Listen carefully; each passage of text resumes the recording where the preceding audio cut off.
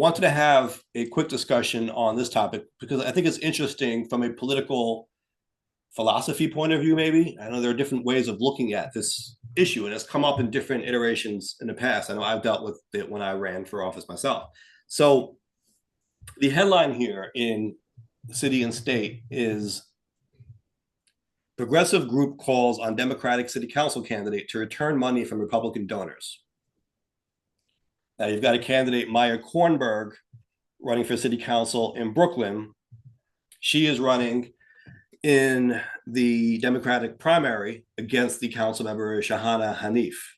And you've got this Mm. progressive group backing the incumbent who is now calling on the challenger to return donations, which were made by contributors who also gave money to Trump and other Republicans. And so I guess they're Mm. saying if you truly are a real Democrat, progressive, whatever, right? It's like some kind of purity test, it looks like. If you truly think you meet the standard, whatever that is, then you shouldn't take this money at all. What do you think about that? Right. I don't think listen, sometimes sometimes the opposing party is going to support you because they like what you're talking about. Maybe you're speaking to them as well. Right. Maybe their candidates aren't up to snuff for them just because they are registered with a party doesn't necessarily mean that they believe everything that's going to be in that party. Um, I Yeah, don't. interesting conundrum. It's so I think the premise here is almost like if you accept money or support from a particular entity, that's the same, according to this philosophy, as you supporting them.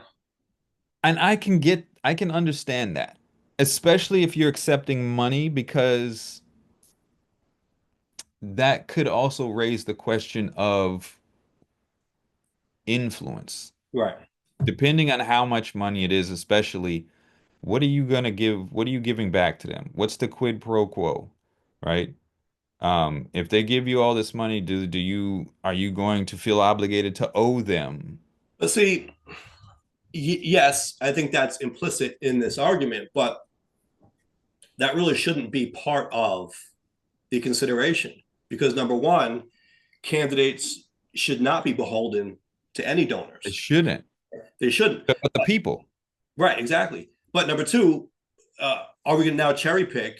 Because that's part of what they're saying in response here. So, right? why is it only an issue when it's people that we don't like? I mean, if you're going to say that people who give this person money are going to have some kind of influence over them, wouldn't that apply to anyone who gave them money? So then it's like, Joe Blow down the block. Maybe we think he's not as much of a threat as some of those others, but whatever, whoever it happens to be, if you're arguing that it's going to create some kind of unfair influence, well, then anyone will be able to get that by giving them money. So why does it matter who it is? It would be wrong if anyone gave them money, if you take that to its logical conclusion. Right. Um, yeah, I think, and to also look at it from the side who would like to have that money returned, to think they should give that money up. Right, right. If we look at it from that point of view, it could also be an integrity issue for them. Like, okay, you're claiming to be this, but you are accepting money from them, then you're not who you say you are. And I can see that angle too. Okay, but we need to also understand how campaign contributions work. I mean, there's a difference between soliciting money from someone Right. and just receiving it, right? And Sure, maybe that sure. should be part of this discussion also if you're really trying to have a serious discussion on this, right? If you have a website with your issues on it and a contribution link, maybe people are going in and giving you money that you never asked in the first place. Right. So when you say accepting money from them, I mean, it just magically appears in your account at Right. that point. So you haven't really accepted it. I mean, I guess the argument is you're accepting it by not returning it, right? But it isn't like you affirmatively said, I want to take your money. Well, I think, and right. And in that case, like you said, if it's on the website, donations, and I think a lot of donations probably happen that way, especially the smaller donations. Um, Not as many as you would think for a local race, though. But yes, it does happen. I mean, most of it is solicited. okay. Yeah, So in that specific case, yeah, um, that would mean to not do that, that they're asking basically the candidates to go through each donation they receive that way, one by one, to find out how those people voted before. right. Exactly, exactly. And so, just to give you the response back from this campaign, right, who's being attacked this way, they're saying they are cherry picking Myers donors, the same donors who have given to Nancy Pelosi, Joe Biden, Hakeem Jeffries, Tish James, John Ossoff, Ed Markey, and countless other Democrats. Maya is a proud Democrat supported by Democratic voters and clubs in the district, including the Independent Neighborhood Democrats, the Central Brooklyn Independent Democrats. Maya is proud of her lifelong history of being a fighter for progressive values, democracy, and standing up against Trump for the last 10 years. And so they're making the same point that you are, that, she has money, contributions, support from all sorts of folks. They're cherry picking the ones that they don't like. But is there really a burden on the campaign to go through every single donor and see that they all pass the purity test? Right. And listen, if a campaign wants to do that, that means it's a heavy undertaking to do. That I think they're free to do that if you want to put a certain sort of a test on there. I think some of it we have to ask some questions. Like for example, there's a big group called Republicans Against Trump, right? Mm-hmm. If they donate to a Democratic candidate, and you look in their voting history prior to joining that group, they probably voted for conservative parties. So now that they're still a Republican, and they're voting or donating to Democrats because they don't like the direction that the current party's going, do you discount that donation or their Right. support? Right. Right. Yeah. And also, should it matter?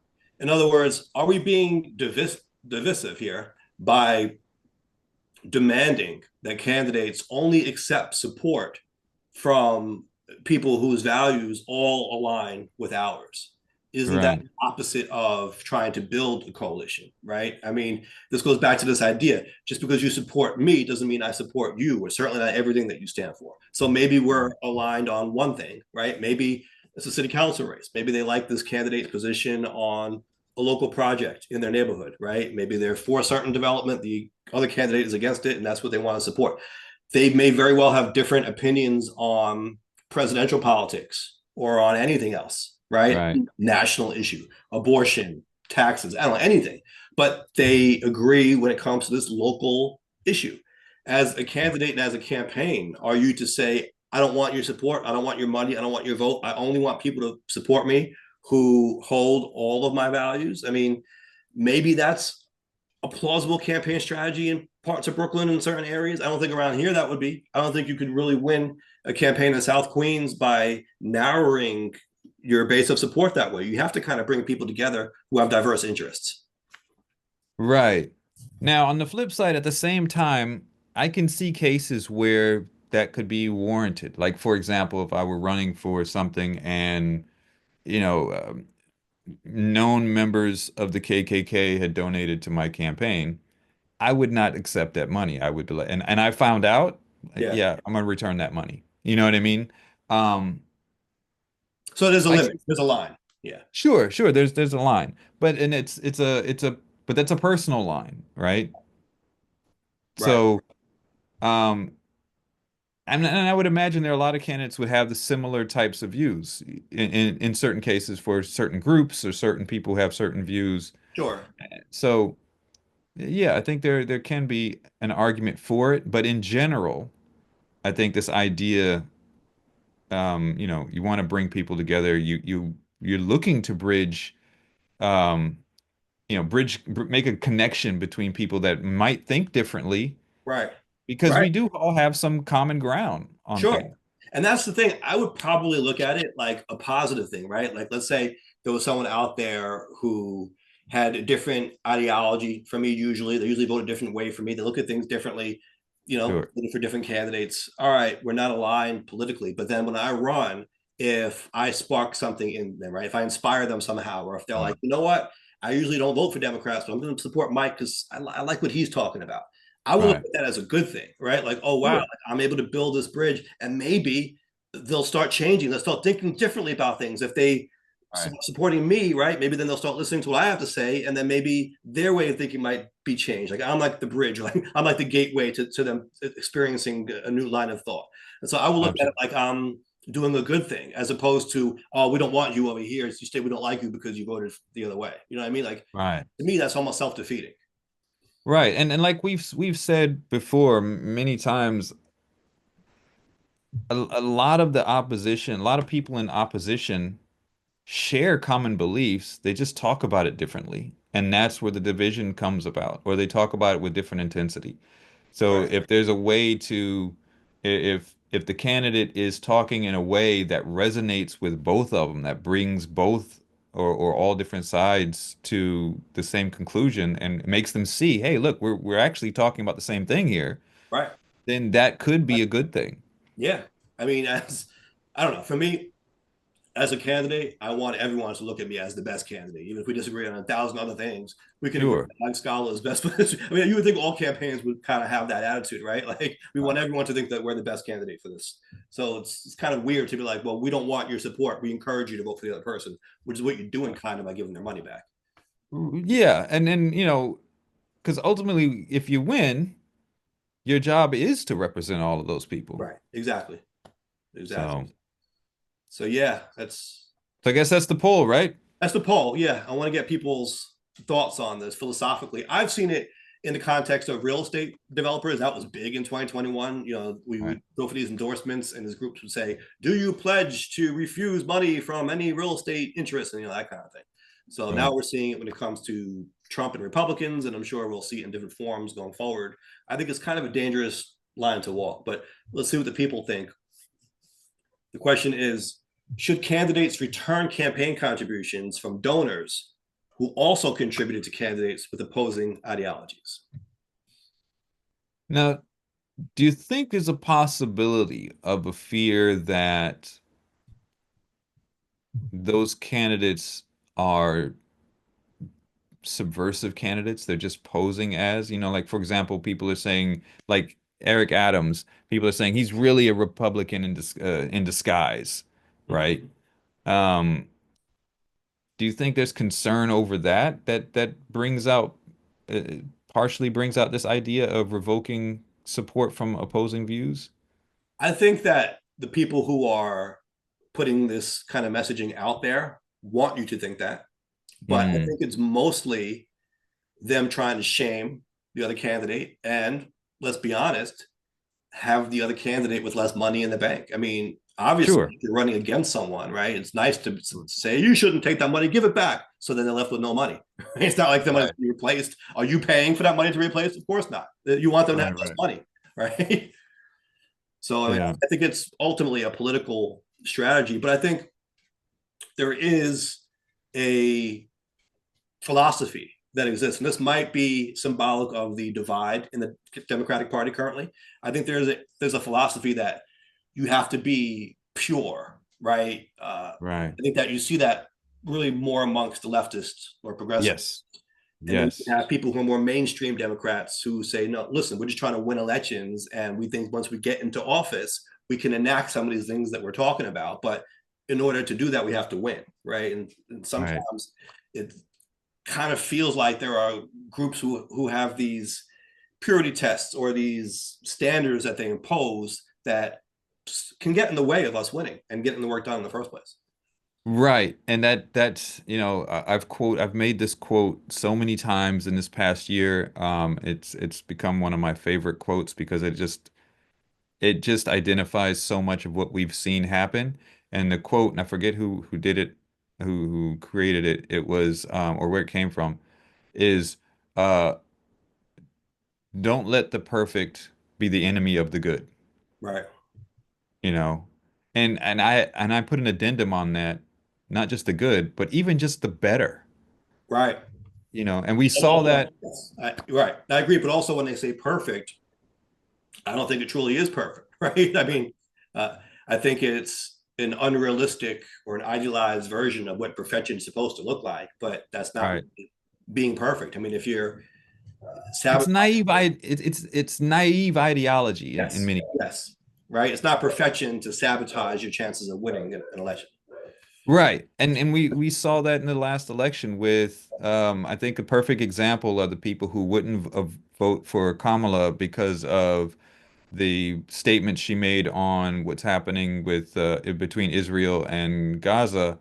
Um, and so they either abstained from voting or voted from Trump, saying they couldn't support her. But he's in office now, and his position is even harsher. Yeah, It's like, yeah, don't, I know it doesn't align with what you think, but what's going to be the better outcome? Might not be the perfect outcome. right, What's going to be the better outcome of right. the choices that are presented Of to the you choice, now? that's the key term right there. Of the choices, right? It's like it's the meat or the fish. Take your take your pick. Yeah. You've got to have one. Yeah, right. Which one would you prefer, right? Right. Unfortunately, the plant-based diet isn't on the menu today. Pick one of these. Right. This is what it is. You Yeah, can't, and you yeah, can't abstain from eating. You have to have one of them right, right, right. because regardless if you And choose, let's be fair about this. There are some people who can say, "Well, what about Are you trying to say pick the lesser of two evils? Are you trying to say we can't have third parties?" I'm not trying to say that, but what I am trying to say is, that you're going to get this or that, and so choose wisely. exactly, Yeah, exactly. That's the case. And listen, I know people don't like to hear, oh, I'm don't like to choose the lesser of two evils. Listen, sometimes that's the case. I mm-hmm. mean, maybe you're classifying it wrong, like lesser of two evils. It's the lesser of two choices, Right. maybe. You Well, have yeah, two choices. You right, can classify them both as evil if you want. The right. point is, you're getting one of these, Exactly, regardless of how exactly. you classify it. Right. Yeah, I mean, it's kind of like I don't know, to be very crude about it. Someone has a gun to your head, or they're holding up a fist, and they're like, "Do you want me to shoot you or punch you?" Right? And you might be Yeah, like, "I don't want either of those." Well, one of those that's is going to happen, so you better right. choose the wiser choice.